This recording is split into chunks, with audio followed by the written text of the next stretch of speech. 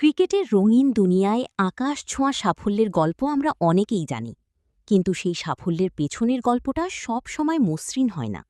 ঠিক তেমনই এক অদম্য যোদ্ধার নাম আবুল জাফর সাকলাইন, যিনি প্রমাণ করেছেন পরিশ্রম আর একাগ্রতা থাকলে মাঠের সীমানা ছাড়িয়ে স্বপ্নকেও জয় করা সম্ভব। টেপ টেনিস ক্রিকেটের অলিগলি থেকে আজ তিনি জাতীয় দলের জার্সি গায়ে জড়ানোর অপেক্ষায়। আজকের আয়োজনে আমরা তুলে ধরব সাকলাইনের সেই অনুপ্রেরণাদায়ী লড়াইয়ের গল্প।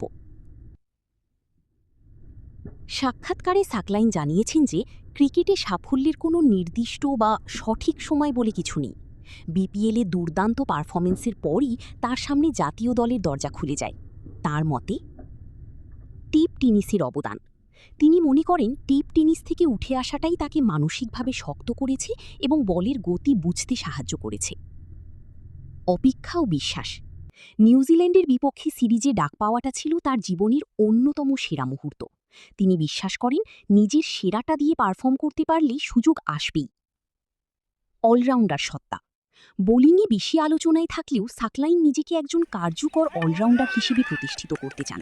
দলের প্রয়োজনে ব্যাট হাতেও দায়িত্ব নিতে তিনি সদা প্রস্তুত।